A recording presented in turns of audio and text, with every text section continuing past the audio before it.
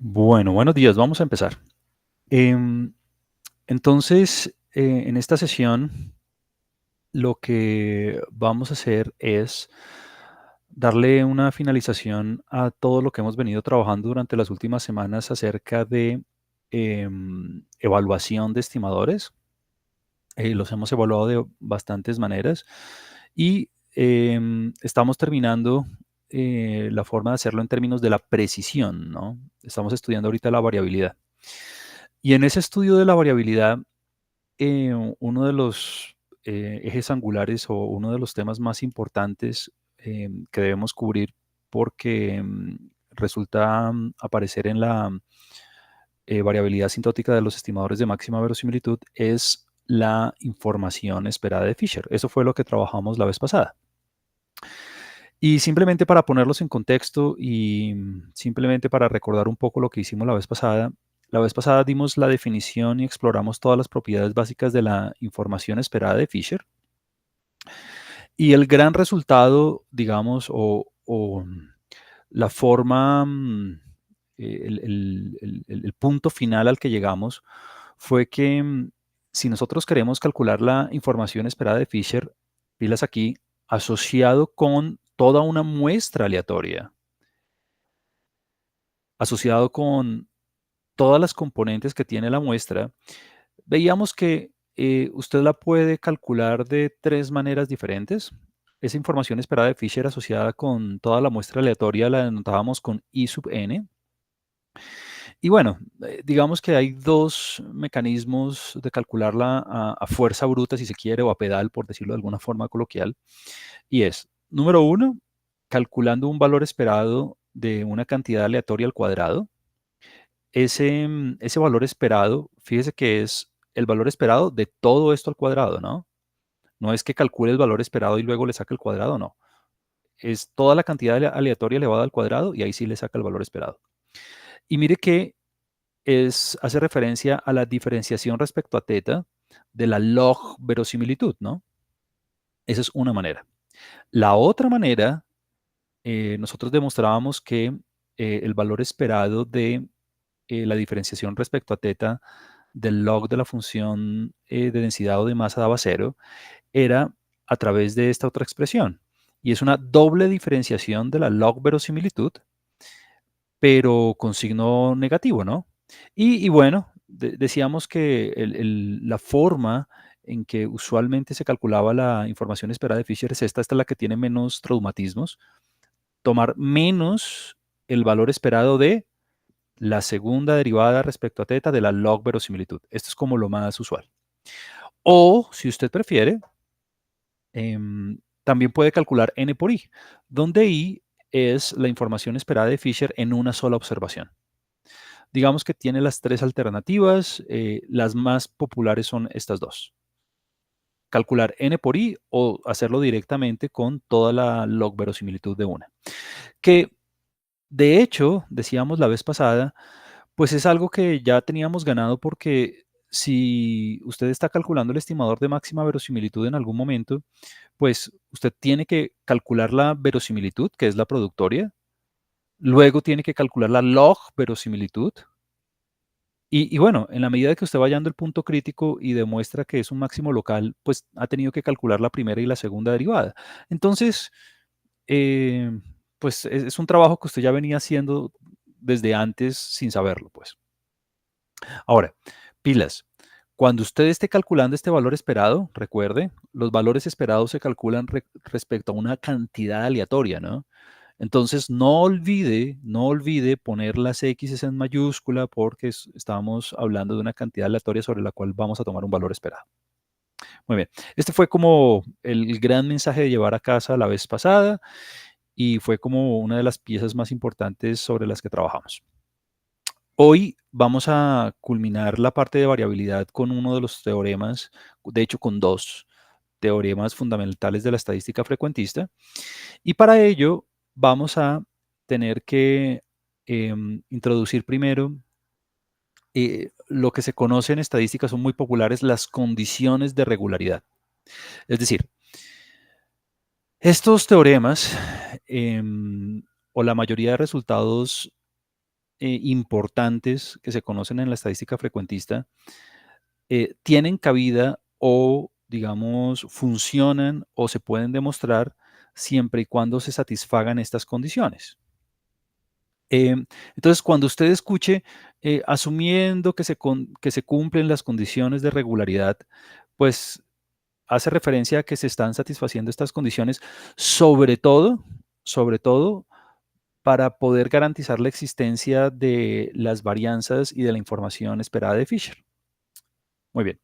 Entonces, veamos las condiciones. Son 5 condiciones, son 4 condiciones muy simples, pero es para garantizar que todos estos procedimientos que estamos haciendo, todas estas cantidades gocen de existencia. Bueno, lo primero es que, bueno, usted dispone de la información de una muestra aleatoria, tiene asociada con una población, bien sea discreta o continua, tiene usted un estadístico. Las condiciones de regularidad son, de hecho, bien simples. La primera es que, bien sea si usted está trabajando con una función de masa o una función de densidad, em, a la hora de trabajar en escala log y diferenciar respecto a teta, em, esa cantidad existe para todo valor que pueda asumir la variable aleatoria y para todo teta en el espacio de parámetros. Y bueno, usted no se debe extrañar de eso porque la idea es poder construir, poder calcular la información esperada de Fisher de alguna manera, ¿no? Si eso no existiera, entonces ya no podríamos calcular I.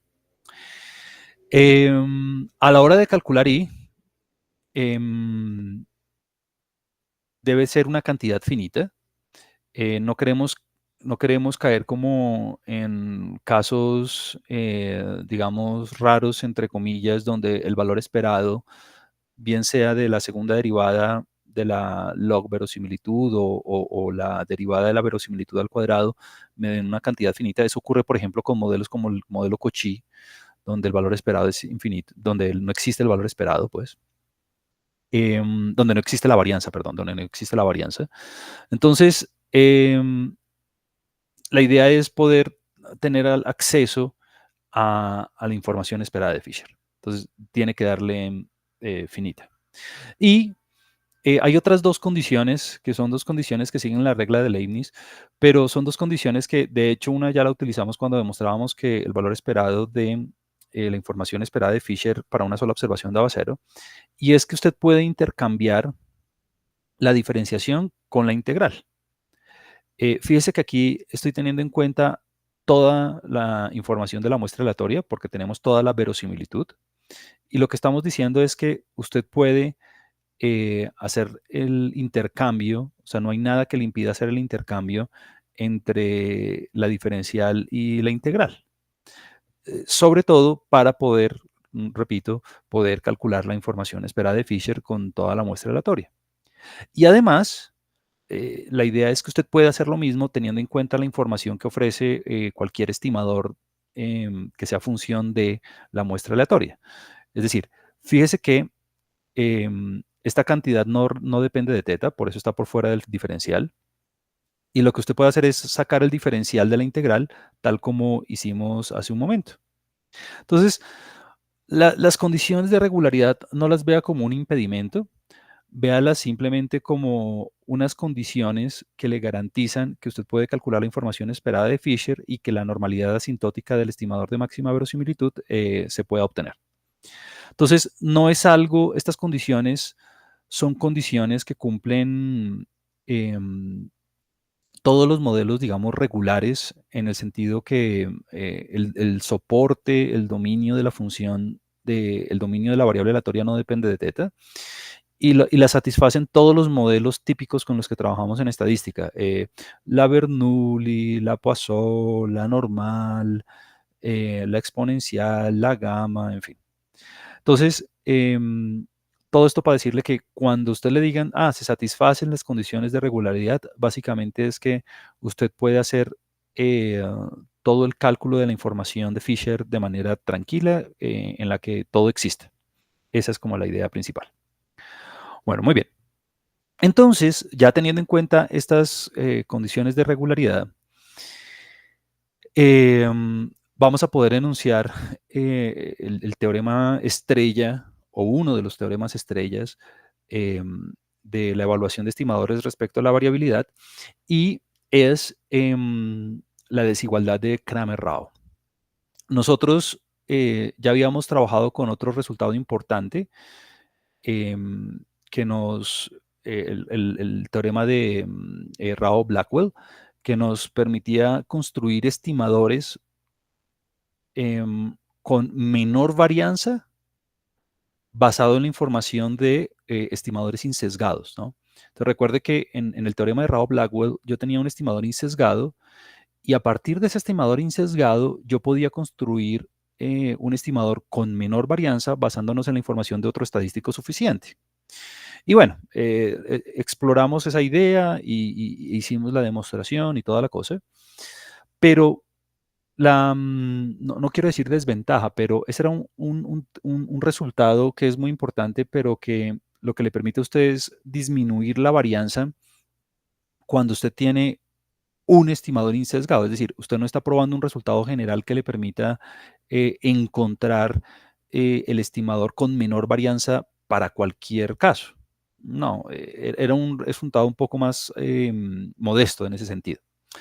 Esta desigualdad de Kramer-Rao, este teorema, es un teorema que le permite a usted por descarte encontrar umbúes.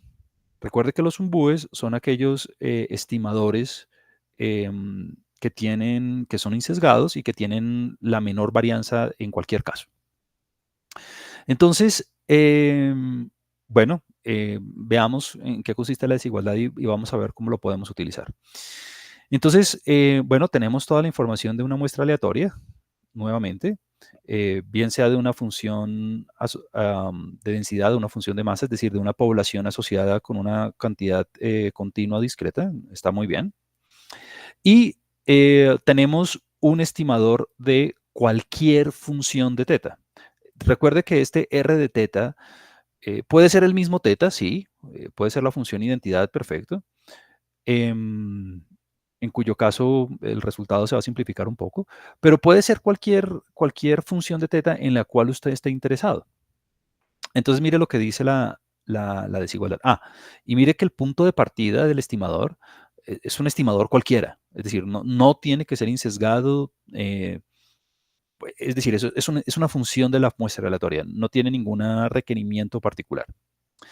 Entonces, si usted tiene un estimador de R de teta y aquí vemos lo importante, se satisfacen las condiciones de regularidad, es decir, para poder demostrar este resultado se tienen que satisfacer las 4 condiciones que vimos ahorita y aparecen durante la prueba, pues aparecen durante la prueba.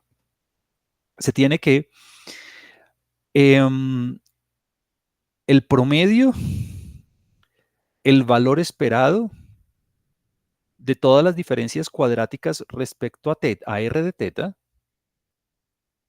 Fíjese que este es básicamente el error cuadrático medio de t respecto a R de teta.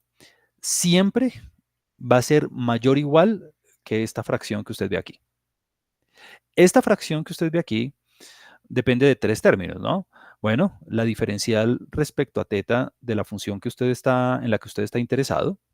Entonces, fíjese en algo importante y es que si R de teta fuera teta, entonces la derivada le da 1, ¿no? Entonces ahí se simplifica un poquito el resultado en caso de que R de teta fuera teta. Más B'. B', recuerde que la letra B la utilizábamos para el sesgo, ¿no? El bias. Es decir, la utilizábamos para cuantificar cuál es la diferencia del estimador respecto en este caso, R de teta. Es el sesgo, ¿no? Es el sesgo del estimador. Es decir, es el estimador menos R de teta. Eso lo habíamos definido al principio de las notas. Bueno, todo esto al cuadrado dividido la información esperada de Fisher. Dividido la información esperada de Fisher. Entonces, fíjese que aquí por primera vez estamos relacionando cómo la variabilidad de un estimador respecto a R de teta se relaciona con la información esperada de Fisher. Y se relaciona en términos inversos, ¿no? Es decir, entre más grande sea la información de Fisher, entre más grande sea la información esperada de Fisher, pues fíjese que esta cota va a disminuir, ¿no? Pues esa es la idea. Entre más grande sea la cantidad de información que nosotros tenemos, la incertidumbre, la variabilidad debería disminuir. Em, y por eso fue que a esa cantidad la denominaron información de. O sea, es un nombre puesto a propósito. Es un nombre que no es que, no es que hayan descubierto la información de Fisher primero y luego y le pusieron así información de Fisher. No, es que cuando estaban trabajando con la desigualdad de Kramer-Rao apareció ese término y pues claro, como estaba en el denominador, pues conviene darle un nombre que le dé como un sabor práctico importante. En este caso, el de información. Entre mayor información yo tenga, pues vamos a tener menor incertidumbre, vamos a tener menor variabilidad. Y usted dirá, bueno, esto en términos aplicados, ¿cómo lo uso? ¿Qué implicaciones tiene? ¿Cómo trabajo yo con eso? Pues bueno, mire que aquí está la definición de sesgo, ¿no? Em, Veámoslo en un caso particular para que usted vea que esto es un resultado absolutamente poderoso. Esto es una bomba atómica de la estadística frecuentista y es como, si usted pasó por un curso de inferencia estadística, esta desigualdad tiene que ser piedra angular de sus inferencias en la mayor parte del tiempo. Y es lo siguiente. Imagínese que usted tenga que T, imagínese que T fuera un estimador insesgado de R de teta. O sea, vamos a ponerle una condición adicional. Imagínese que T fuera un estimador insesgado de R de teta. Y además, pensemos en que R de teta es teta. Es decir, si no estamos pensando en una función de teta arbitraria, pensemos en que es simplemente teta. Entonces, ¿qué va a pasar con la desigualdad de Kramer-Rao? Mire a lo que se reduce. Si yo estoy trabajando con un estimador insesgado de teta, entonces fíjese que esta desigualdad, número uno, se convierte en la varianza del estimador. Pues claro, porque como estamos trabajando con un estimador insesgado de teta, entonces la variable aleatoria menos su valor esperado al cuadrado, y si a eso le tomo el valor esperado, me da la varianza, ¿no? Entonces, número uno eso. Número dos, R' de teta es 1. R de prima de teta es 1, ¿no? La derivada de teta respecto a teta, pues es 1. Y el sesgo es 0, porque estamos trabajando con un estimador insesgado. Entonces le quedaría 1 más 0 al cuadrado, es decir, 1. O sea que cuando usted está trabajando en el caso particular de un estimador insesgado, es decir, estamos trabajando en un caso donde usted tiene un nivel de exactitud alto y está trabajando respecto a teta, entonces la cota de Kramer-Rao, la desigualdad de Kramer-Rao, la cota de Kramer-Rao, así también se llama, se convierte simplemente en el inverso de la información esperada de Fisher. Es decir, mire lo poderoso de este resultado. La variabilidad, ¿qué tanto varía un estimador de teta? ¿Qué tanto varía un estimador de teta? Siempre va a ser mayor o igual o no puede ser menor que 1 sobre la información esperada de Fisher. Es decir, el inverso de la información, el inverso de la información. Em, lo cual, lo cual le permite a usted identificar de una vez un BUES, ¿no? ¿Por qué? Porque usted ya sabe que la variabilidad de un estimador no puede darle menor que esto, no puede darle menor que la cota inferior de Kramer-Rao, así se llama.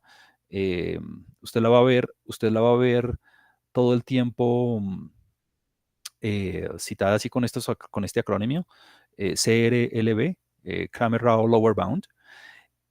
Y, y lo que dice el teorema es que la varianza, la variabilidad del estimador no puede darle más pequeña que el inverso de la información esperada de Fisher. Entonces, pues buenísimo. ¿Por qué? Porque entonces ya tenemos un mecanismo para poder identificar un BUES. Y usted dirá, ¿cómo? Ah, pues por descarte. Es decir, el teorema no le dice a usted, ah, mire, este es el umbúe. No, eso no le dice el teorema. El teorema le dice a usted que la variabilidad o el error cuadrático medios es siempre mayor o igual que cierta cosa. Es siempre mayor o igual que una cantidad. Siempre.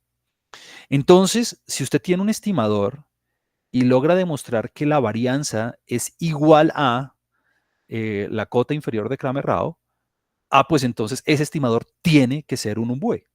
No puede haber un estimador que tenga una varianza menor. Ese es el punto. O sea, el estimador, el, el- el teorema de la desigualdad de Kramer-Rao, repito, no le dice a usted, ah, mire, así es que se construye un umbúe diferente al teorema de Rao-Blackwell, porque en el teorema de Rao-Blackwell nosotros teníamos una construcción directa a través de un valor esperado condicional de cómo construir estimadores con menor varianza. Pero ahora, fíjese que estamos dando un pasito adicional y es que eh, estamos acotando cuál es la variabilidad del estimador o el error cuadrático medio del estimador, en el caso de que no sea insesgado. Y es la varianza de ese estimador siempre le tiene que dar mayor o igual que 1 sobre la información esperada de Fisher, teniendo en cuenta la información de toda la muestra. Entonces, si usted tiene un estimador y le calcula la varianza y le da exactamente, el inverso de la información esperada de Fisher, es porque necesariamente tiene que ser un bue. ¿Por qué? Porque el teorema me garantiza que no existe un estimador con una varianza más pequeña. Entonces, digamos que esa es como, ese es como ese es como la magia, pues, esa es como la magia de este teorema, que le permite a usted encontrar un BUES. Le permite a usted encontrar un BUES. Entonces, veámoslo con un ejemplo muy simple, con el ejemplo que veníamos trabajando la vez pasada del modelo Bernoulli, para que usted vea a qué me refiero. Y es que en el caso del ejemplo Bernoulli, permítame lo escribimos aquí. En el caso del modelo Bernoulli, que recuerde que me permite a mí evaluar características binarias, entonces tenemos una población, una muestra aleatoria de una población, tenemos una muestra aleatoria, es decir, variables aleatorias I y D, de una población Bernoulli con parámetro θ. θ obviamente es desconocido, esto para I igual 1 hasta n. Perfecto. Y bueno, y θ claramente es la probabilidad de éxito, es decir, es la probabilidad de tener la característica de interés que estamos evaluando. Pertenece al intervalo acotado 0,1. Bueno, muy bien. Entonces, bueno, y en este caso, los posibles valores que puede asumir la variable aleatoria, es decir, el espacio de valores que puede asumir la variable es simplemente el par 0,1, ¿no? O éxito o fracaso. Bueno, muy bien. Entonces, varias cosas. Lo primero, vamos a recapitular varios resultados importantes que ya teníamos acerca de este modelo. El primero es que nosotros, fue uno de los primeros ejemplos que hicimos, el estimador de máxima verosimilitud de θ en este caso es X barra, ¿no? Pum. Esto ya lo habíamos demostrado, lo hicimos con todo el procedimiento tal cual. Hicimos la verosimilitud, la log verosimilitud, el punto crítico, chequeamos la frontera, bueno, en fin. La sesión pasada, demostramos que la información esperada de Fisher en este modelo nos daba, eh, n sobre θ por 1 menos θ. Esto también ya lo demostramos la vez pasada. Muy bien, aquí estamos. Entonces, en este caso, es muy fácil mostrar que X barra es un umbúe de θ. Y usted dirá, ¿cómo hago yo para demostrar que la varianza, que no existe un estimador con una varianza más pequeña que la que podría tener X barra? Bueno, aquí es donde utilizamos nosotros el teorema, la desigualdad de Kramer-Rao, vamos a ponerle las siglas en inglés, Cramer-Rao Lower Bound. ¿Por qué? Porque en este caso, la cota de Cramer-Rao aquí es igual. La cota de Cramer-Rao, pues bueno, es simplemente 1 sobre I sub n, que en este caso entonces nos va a dar, pues, teta por 1 menos teta sobre n. Es decir, no hay un estimador que tenga una varianza más pequeña que esto. Y usted dirá, bueno, chévere, está muy bien. No puedo encontrar un estimador que tenga una varianza mucho más pequeña que teta por 1 menos teta sobre n. Mire lo bonito. A medida que aumenta teta, a medida que aumenta n, perdón, a medida que aumenta el tamaño de la muestra, ¿qué pasa con la información de Fisher? Pues, ¿aumenta o disminuye? Aumenta, claramente, porque n está en el numerador, ¿no? Lo cual se ve reflejado en la cota de Cramer-Rao. ¿Por qué? Porque a medida que aumenta el tamaño de la muestra, entonces disminuye la cota de Cramer-Rao. La variabilidad, la incertidumbre se vuelve mucho más pequeña. Entonces, están conectadas las dos cosas. Pero bueno, digamos que el punto importante para mostrar que esto era un BUE era simplemente calculando directamente la varianza de X barra. Nosotros ya esto lo hicimos hace tantas clases que ya ni me acuerdo, pero nosotros demostramos, fue de las primeras demostraciones que hicimos, mostramos que la varianza del promedio muestral, de hecho esto ustedes lo hicieron en un quiz, la varianza del promedio muestral es sigma cuadrado sobre n, ¿no? Donde sigma cuadrado es la varianza de la población. Bueno, ¿quién es en este caso la varianza de la población? Pues la varianza de un modelo Bernoulli, pues es muy sencilla, es teta por 1 menos teta. Y bueno, pues el n sobre n. Entonces mire que hemos demostrado que X barra en efecto es un umbue de teta, es decir, hemos encontrado el estimador insesgado con varianza uniformemente mínima, dado que la varianza del estimador coincide exactamente con la cota de Cramer-Rao, con la cota inferior de Cramer-Rao. Esto es lo que me permite a mí concluir directamente, entonces voy a hacer algo aquí, voy a cambiar esta flecha y la voy a poner en la otra dirección. Esto es en realidad lo que a mí me permite concluir que X barra es un umbue de teta, porque la varianza del estimador coincide con la cota inferior de Cramer-Rao. Y bueno, nosotros ya habíamos demostrado también hace rato que X barra era insesgado, ¿no? Es decir, eso es importante también. ¿Por qué? Porque recuerde que la cota inferior de Cramer-Rao para teta, el estimador tiene que ser insesgado. Entonces, eso hace parte de la prueba.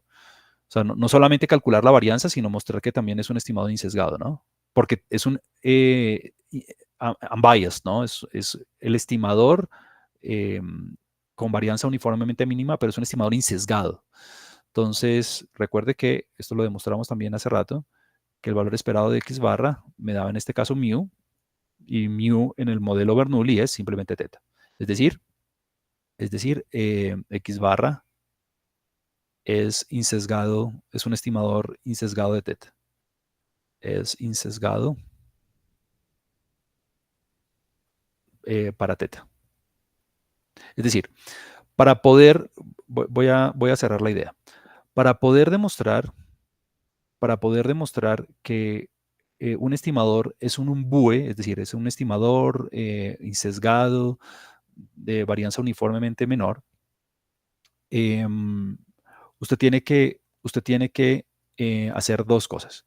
Lo primero es mostrar que es insesgado, ¿no?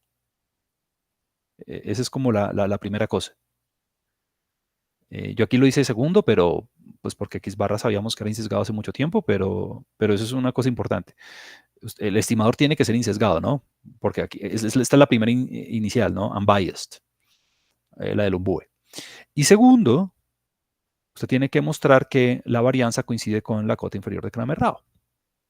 Entonces, esa es una manera indirecta de mostrar que algo es un umbue. Entonces, ¿de qué me sirve todo esto? Esta es como la manera, ya con esto cerramos eh, y mostramos que X barra, en este caso particular del modelo Bernoulli, es el mejor estimador de teta que pueda existir. Y, y- y en muchos sentidos, ¿no? En términos de exactitud, porque es insesgado, en términos de precisión, porque su varianza coincide con la cota inferior de Kramer-Rao, en términos de consistencia, porque converge en probabilidad a teta, en términos de, incluso en términos de suficiencia, porque toda la información de la muestra que yo necesito para poder calcular el estimador la tengo almacenado en la suma o en X barra, que es básicamente la suma sobre n. Entonces, pues básicamente X barra cumple como todos los requerimientos de lo que es un excelente estimador para un parámetro. Muy bien. Entonces, esto de la cota de Kramer-Rao, esto de la cota inferior de Kramer-Rao, es como una de las piedras angulares de la inferencia frecuentista y la versión más conocida y la que usted va a trabajar la mayoría de las veces va a ser esta, ¿no? Una donde usted tenga un estimador insesgado de teta y usted pueda expresar el error cuadrático medio en términos de la varianza, pues porque es insesgado. No olvide que existe la versión más general, que es la versión en términos del error cuadrático medio y el sesgo y digamos la información que contiene R de teta. Pero, pero bueno, digamos que ya usted tiene como una cota, es decir, ya usted puede cuantificar cuál es la varianza de un estimador en términos mínimos, ¿no? O sea, usted no se puede bajar de esa varianza porque teóricamente ya encontramos la cota. Bueno, entonces esa era una de las bombas atómicas de, de esto de la evaluación de estimadores en términos de la variabilidad. Y ahora la segunda y última, y ya con esto vamos a terminar como esta sección de evaluación de estimadores, es la normalidad asintótica del estimador de máxima verosimilitud. Entonces, permítame, le hago aquí como un paréntesis. Y es, claro, uno de los métodos más importantes, uno de los métodos más importantes para, si no es que el método por excelencia frecuentista para encontrar estimadores, es el método de máxima verosimilitud, ¿no? Fisher se hizo absolutamente famoso porque este método de máxima verosimilitud tiene unas propiedades absolutamente excepcionales. Y este teorema es el que básicamente lo recompila todo. Es decir, los estimadores de máxima verosimilitud en estadística son por excelencia los estimadores que se utilizan desde la perspectiva frecuentista gracias a este resultado. Eh, este es una, este es el resultado como mayor de la estadística frecuentista en términos de estimación, así que póngale mucho cuidado. Y el resultado dice lo siguiente. Bajo las condiciones de regularidad, que fueron las condiciones que nosotros vimos ahorita, recuerde que son condiciones de existencia para poder calcular la información de Fisher, dice que em, el estimador de máxima verosimilitud de cualquier modelo, no importa el modelo con el que usted esté trabajando, sea Bernoulli, sea normal, sea gamma, sea beta, sea log normal, sea, bueno, lo que sea. Si se cumplen las condiciones de regularidad, cuando usted haya ese estimador de máxima verosimilitud, cuando usted haya ese estimador de máxima verosimilitud, ese estimador de máxima verosimilitud tiene asintóticamente, recuerde que esto es una convergencia en distribución, asintóticamente tiene distribución normal. Absolutamente fascinante. No importa la población con la que usted trabaje, si a medida que crece el tamaño de la muestra, a medida que crece el tamaño de la muestra, la distribución del estimador de máxima verosimilitud converge a la distribución normal. No importa cuál sea la población, absolutamente poderoso. Y mire cuál es la media. La media es teta. Es decir, asintóticamente, a medida que crece el tamaño de la muestra, el estimador de máxima verosimilitud se vuelve insesgado. un estimador de máxima verosimilitud de entrada no necesariamente es insesgado. Nosotros lo veíamos, por ejemplo, en el modelo normal cuando hacíamos el estimador de máxima verosimilitud de la varianza. La varianza, recuerde, el estimador de máxima verosimilitud de la varianza es sesgado. Pero si se incrementa el tamaño de la muestra lo suficiente, es decir, a medida que incrementa el tamaño de la muestra, el sesgo se disminuye y tiende a cero. Entonces, eso ya lo habíamos discutido alguna vez, y es que el estimador de máxima verosimilitud es asintóticamente insesgado. Es asintóticamente insesgado. Su valor esperado en el límite es teta, absolutamente valioso. Además de que la distribución es normal, es asintóticamente insesgado. Y, y la varianza, la variabilidad asociada con ese estimador es el inverso de la información esperada de Fisher, es decir, la cota inferior de Kramer-Rao. Digamos que este resultado es el que nos permite a nosotros casi que hacer cualquier tipo de inferencia para cualquier modelo cuando tenemos tamaños de muestra grandes. ¿Por qué? Porque sabemos cuál es la distribución del estimador, lo cual nos va a permitir construir intervalos de confianza y hacer pruebas de hipótesis, por ejemplo. Y además, podemos cuantificar su variabilidad. Podemos cuantificar qué tan preciso es el estimador. Qué tan preciso es el estimador. Ahora, usted me va a decir, cuando yo lo vi la primera vez, yo dije, bueno, chévere, chévere, veamos qué quiere decir esto. En el ejemplo del modelo Bernoulli, usted dice, bueno, lo que estamos diciendo es que el estimador de máxima verosimilitud en el modelo Bernoulli, que es X barra, ¿no? Que es el promedio muestral. Usted lo puede escribir así también, asintóticamente. Esto quiere decir que en distribución, a medida que incrementa el tamaño de la muestra, tiene distribución normal con media teta y varianza teta por 1 menos teta sobre n. Bueno, ¿a qué voy? Es muy chévere que sea insesgado, claro, es muy chévere que sea insesgado. Bueno, de hecho, de entrada, aquí el estimador es insesgado para todo n. O sea, no, el n, en el modelo Bernoulli, el insesgamiento se tiene incluso para tamaños de muestra pequeños. No necesariamente tiene que ser para tamaños de muestra grandes. Pero mire que la varianza, la incertidumbre acerca del estimador, esta es la varianza del estimador, depende de una cantidad desconocida. Depende de teta. O sea, es decir, ¿qué puedo decir yo acerca de esta varianza? Lo que yo puedo decir acerca de esta varianza es que a medida que aumenta a medida que aumenta n, la varianza disminuye. Pero en términos, digamos, prácticos, para hacer cálculos con bases de datos reales, pues quedo atado de manos porque la varianza no la puedo calcular porque yo no conozco teta, no la conozco. Entonces, mire la otra parte del resultado. Esta otra parte del resultado también es muy bonita y es como la que se utiliza más en la práctica. Y es que si usted reemplaza,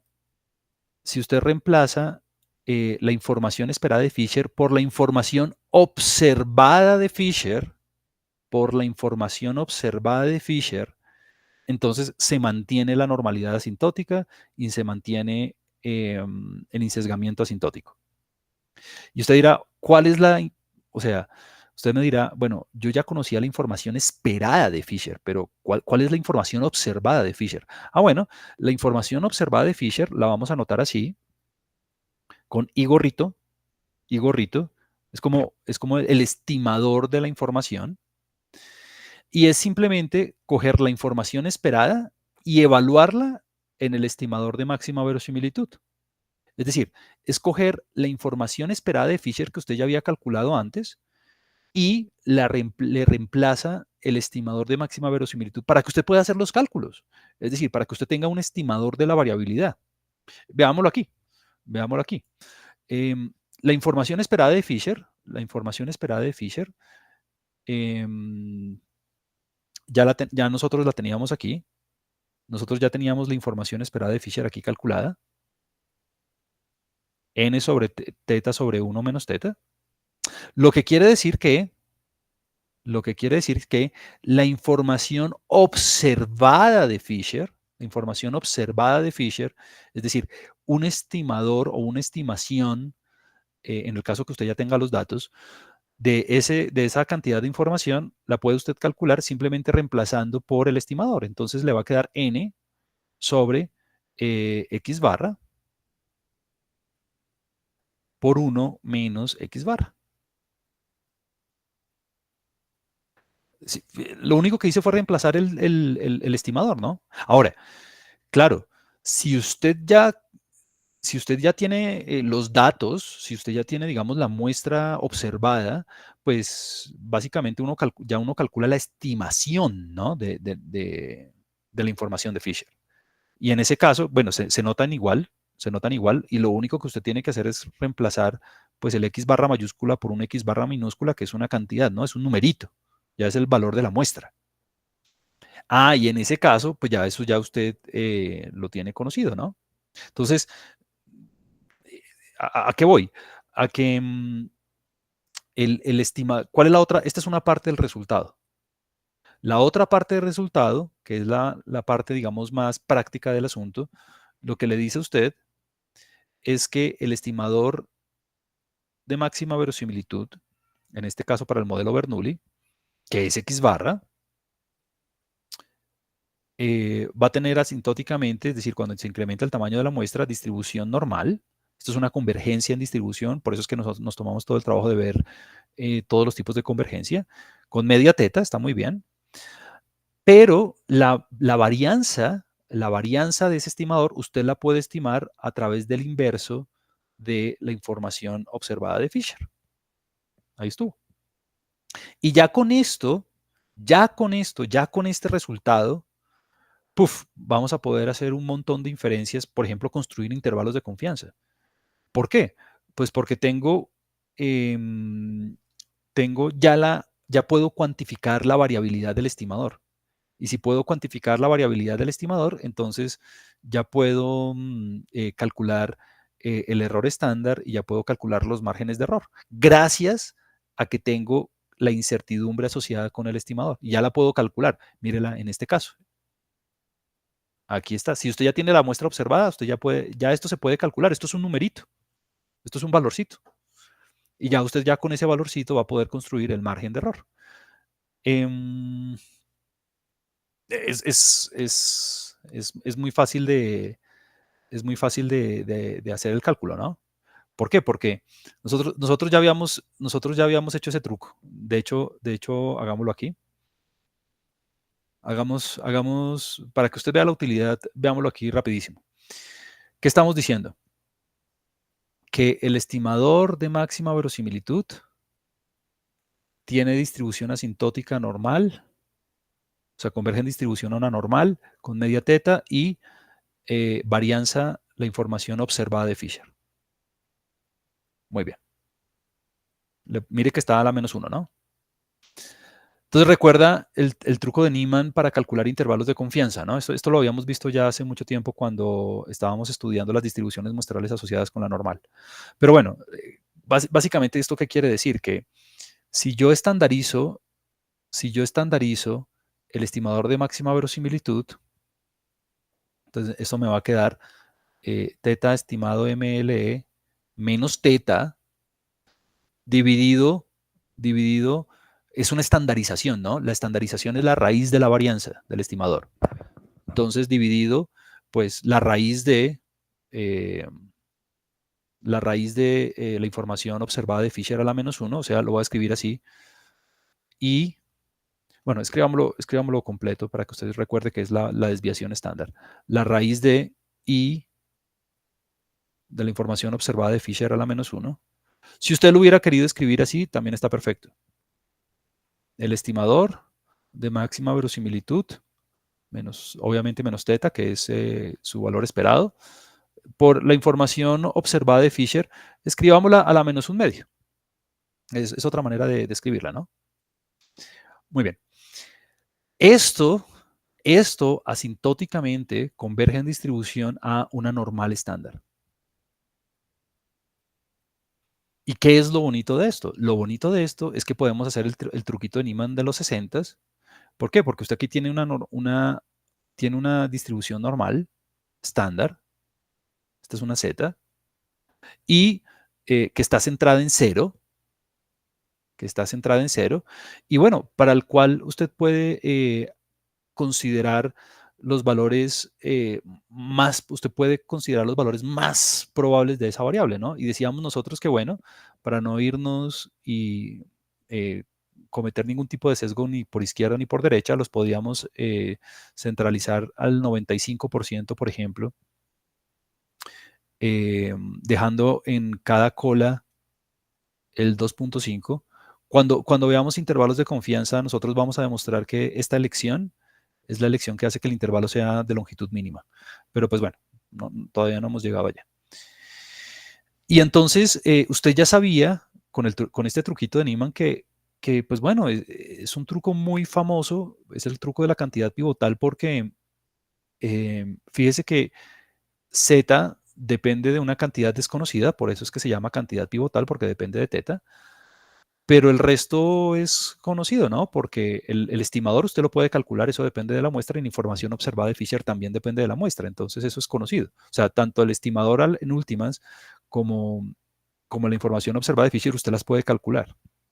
Y en este caso, pues los valores que acumulan esos valores son el menos 1,96, son los percentiles.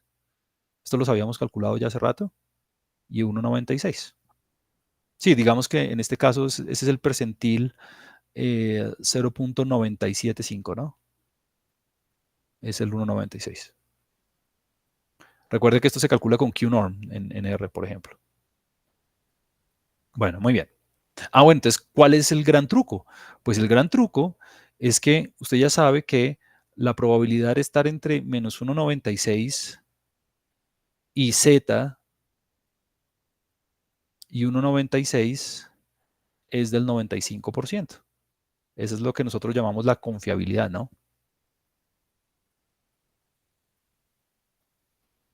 Y gracias a este resultado asintótico del estimador de máxima verosimilitud, pues podemos aplicar el truquito de Niemann, y es que el Z lo reemplazamos por su equivalente. Ponemos aquí el estimador de máxima verosimilitud menos teta, todo sobre la información observada de Fisher, a la menos un medio, menor que 1,96, y esto es igual a 95%, y despejamos, ¿no? Y dejamos teta en la mitad. Entonces, si nosotros dejamos teta en la mitad, mire lo que nos va a quedar. Nos va a quedar que nos queda el estimador. Bueno, este despeje lo hemos hecho varias veces, ¿no? La información es una cantidad siempre positiva. Entonces pasa al otro lado, no se alteran las desigualdades. Y la idea es dejar teta en la mitad, ¿no?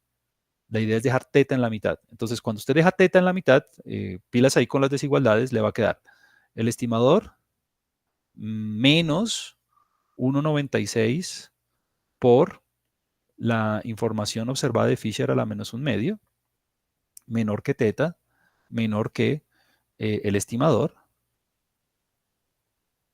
más 1,96 por, esto es un por, ¿no? Esto es un por. La información de Fisher a la menos un medio, la información observada de Fisher a la menos un medio. Y esto igual a 95%. Por favor, si no recuerda, demuestre esto de aquí, ¿no? Hágalo paso por pasito, si quiere. Bueno, entonces, ¿qué quiere decir esto? Que un intervalo de confianza al 95% para teta nos va a dar, pues, teta estimado, que es el estimador que lo puedo calcular porque se basa únicamente en la muestra, más o menos el margen de error, ¿no? Y el margen de error en este caso es 1,96 por la información observada de Fisher a la menos un medio. Esta cantidad fue la que nosotros en su momento llamamos el margen de error. Esto es el margen de error.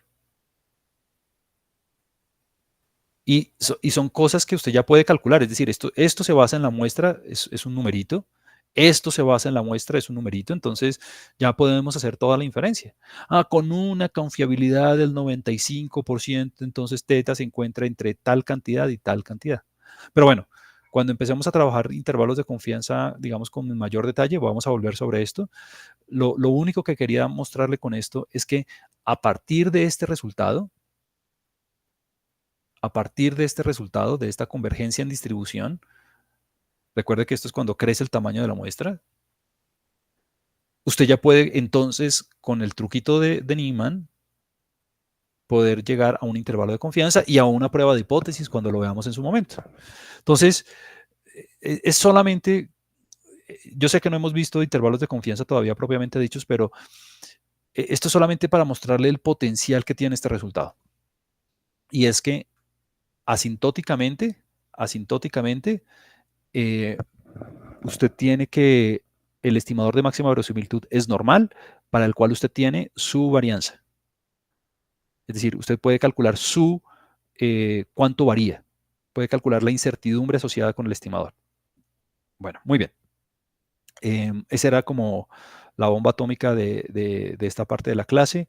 Y este es como el resultado uno de los resultados frecuentistas más importantes que existen para poder hacer inferencias. Bueno, ya hicimos el ejemplo Bernoulli.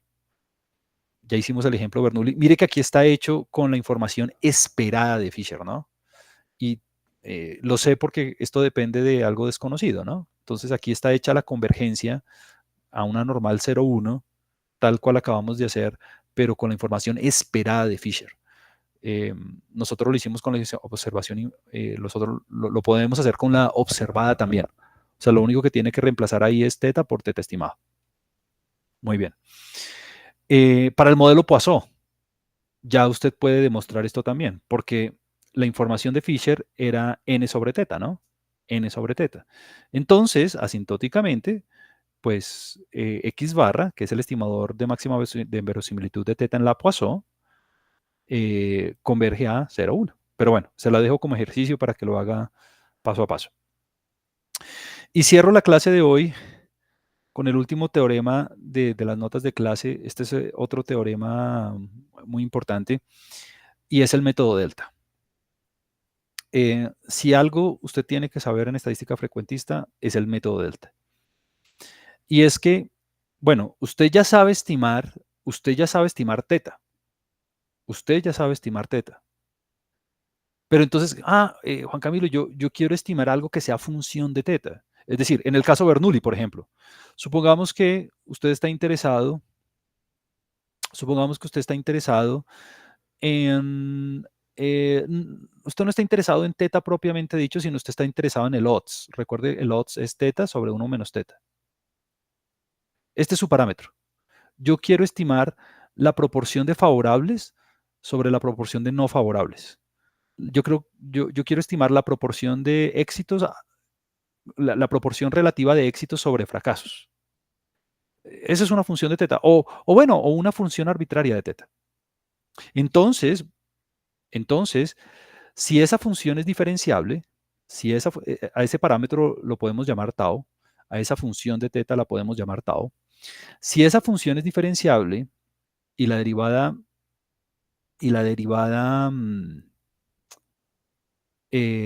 no se anula, aquí puse mu, pero es teta, y la derivada no se anula, entonces nuevamente volvemos a tener la normalidad asintótica.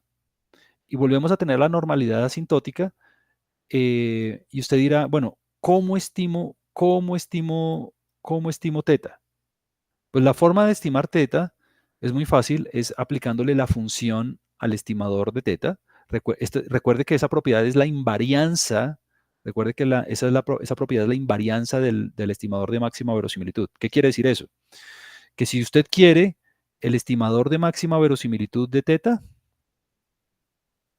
de tau, perdón, si usted quiere el estimador de máxima verosimilitud de tau, lo único que usted tiene que hacer es G del estimador de máxima verosimilitud original. O sea, usted no tiene que hacer un proceso de maximización nuevamente, usted no tiene que derivar punto críticos, bla, bla, bla. No, no, no, no, no, no, no. Lo único que usted hace en este caso sería evaluar la función en el estimador de máxima verosimilitud de teta. Pues que en este caso es X barra. O sea, no tiene que repetir los cálculos. Eso le queda simplemente el estimador de tau, el estimador del odds, así se llama, ¿no? El odds ratio, así se llama. El estimador de la proporción de positivos sobre negativos, el odds ratio, sería X barra por 1 menos X, sobre 1 menos X barra, punto. No, y mire que no dice ningún proceso de maximización ni nada de eso. Esta es la invarianza de los estimadores de máxima verosimilitud. Esta propiedad la habíamos visto hace ratico. Invarianza de eh, los estimadores de máxima verosimilitud. Muy bien. Pero entonces, ¿qué le dice el método delta? El método delta lo que le dice es que usted vuelve a obtener esa normalidad asintótica, pero esa normalidad asintótica nuevamente se basa en la información de Fisher original y además lo único que usted tiene que hacer es multiplicarla por el valor absoluto de la derivada respecto a teta de la función. Por eso yo necesito que la derivada no se anule. Aquí es teta, aquí es teta. Por eso yo necesito que la derivada no se anule. Pues para que pueda hacer yo la estandarización y pueda aplicar el truquito de Newman para hacer los intervalos de confianza y toda la cosa. Entonces, el método delta lo que le dice a usted básicamente es que si usted está trabajando con una función de teta, nuevamente el estimador de esa función de teta, nuevamente el estimador de esa función de teta tiene distribución normal, absolutamente, absolutamente poderoso.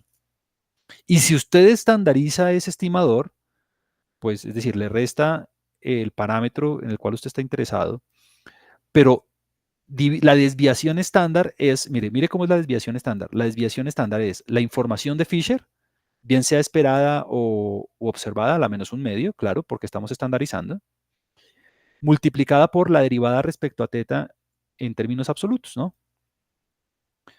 Y fíjese que usted lo tiene, este resultado usted lo tiene en las dos direcciones, en la dirección teórica pura con la información esperada de Fisher y la tiene en la dirección con el estimador, es decir, con la información observada de Fisher. Y lo único que usted hace es reemplazar, pues, teta por su estimado, porque aquí aparece el gorrito y mire que aquí aparece el gorrito.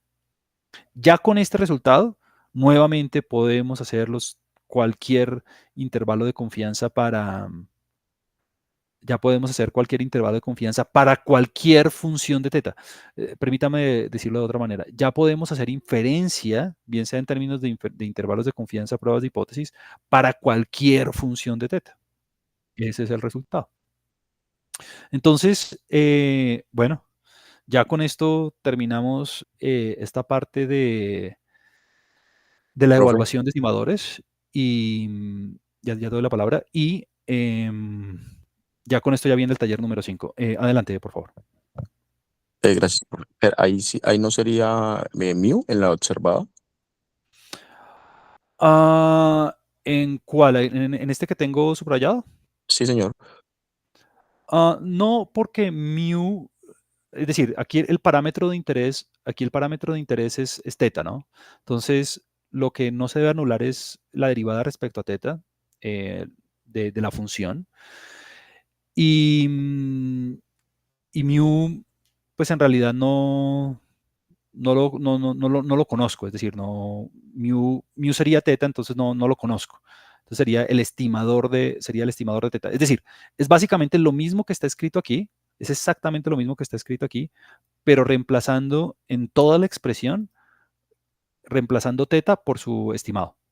Reemplazando teta por su estimado. Es un error de tipografía, aquí no debería ser mío, debería ser teta. ¿Alguien tiene alguna otra pregunta? Profe, ahí también G debería ser inyectiva. No necesariamente. Lo importante es que G sea una función diferenciable. La inyectividad no la necesitamos porque no necesitamos invertir G.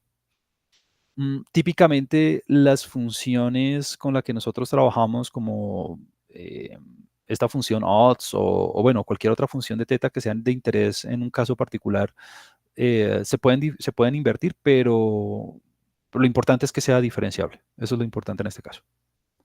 Lo de la inyectividad es importante cuando yo requiera invertir, cuando yo quiera invertir la función por algún motivo. Y si es invertible y diferenciable, pues fabuloso, está muy bien. Profe, una pregunta en cuanto al UMBUE, no es único, ¿cierto? El teorema, la cota de Kramer-Rao, fíjate que fíjate que no hace ninguna alusión a unicidad, ¿no?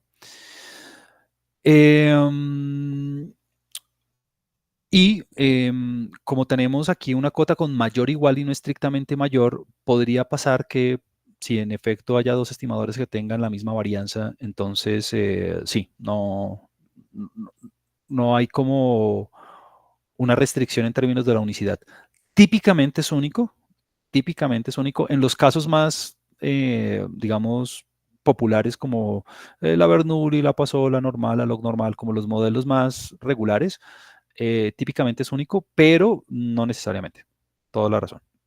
Correcto. Ok, vale. Lo importante, a propósito de este comentario, es que la varianza le queda a uno igual a la cota. Si la varianza le queda a uno igual a la cota, súper. Muy bien. ¿Alguna otra? O sea, es decir, siempre va a haber un estimador que cumpla la igualdad. No ser solo mayor o igual, sino la igualdad exactamente. No necesariamente. Puede haber casos donde no se tenga la igualdad. Ok. Puede haber casos donde no se tenga la igualdad, correcto. ¿Alguna otra? Bueno, muy bien. Bueno, preguntas muy interesantes, muy al lugar. Muchas gracias. Bueno, voy a suspender la grabación en este momento.